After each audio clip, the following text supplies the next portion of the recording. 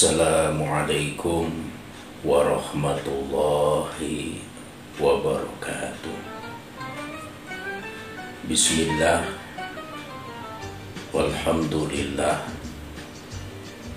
wassalatu wassalamu ala Rasulillah wa ala alihi wa sahbihi wa mawalah, amma ba'du. Ada 3 ayat yang dalam 3 ayat ini berisi 2 perintah yang bergandengan, yang satu dengan yang lainnya tidak bisa dipisahkan. Yang pertama adalah atiullaha wa atiur rasul, taat kepada Allah dan taat kepada Rasul. Tertolak taat kepada Allah jika tidak taat kepada Rasul, dan tidak diterima taat kepada Rasul kalau tidak taat kepada Allah. Bergandengan, tidak bisa dipisahkan. Yang kedua, anishkurli waliwalidaika, bersyukur kepadaku, kata Allah, dan bersyukur kepada kedua orang tuamu. Ditolak syukurnya kepada Allah jika tidak syukur kepada orang tua, tidak diterima syukur kepada orang tua kalau tidak syukur kepada Allah. Bergandengan, tidak bisa dipisahkan. Yang keempat adalah wa aqimus sholata wa atuz zakah, dirikanlah sholat, tunaikanlah zakat. Tidak diterima sholat orang yang tidak menunaikan zakat. Tertolak orang yang menunaikan zakat tapi tidak mendirikan sholat. Seiring, sejalan, bergandengan, seperti 2 keping mata uang, yang satu dengan yang lainnya tidak bisa dipisahkan. Kadang-kadang kita merenung, seorang petani yang berangkat pagi, pulang sore, peras keringat, banting tulang, terpanggang matahari, ketika panen yang nisabnya tercapai, maka harus mengeluarkan 5% zakat hasil panennya. Kalau itu airnya adalah dibeli. Tetapi kalau tak ada hujan, sang petani itu harus mengeluarkan zakatnya 10%.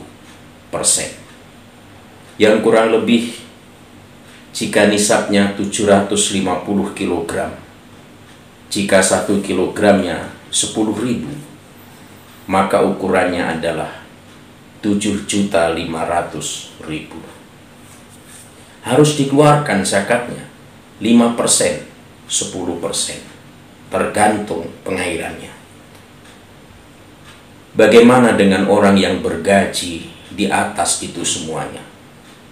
Ada yang 10, bahkan puluhan juta gaji setiap bulan diterima.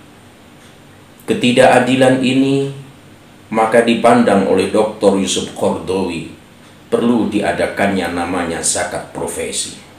Dan itu pun 2,5%. Itu pun banyak yang berat melakukannya. Padahal petani kita 5% tergantung pengairannya. Oleh karena itu, zakat adalah bagian daripada rukun Islam yang sering dianaktirikan.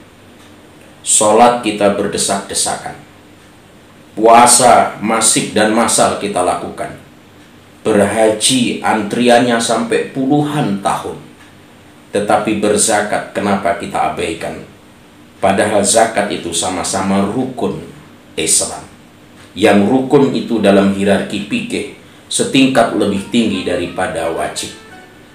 Jika orang berhaji wajib haji tidak dikerjakan, hajinya sah, tapi bayar dam atau puasa 3 hari di sana, 7 hari di kampung halaman sebagai kafarahnya.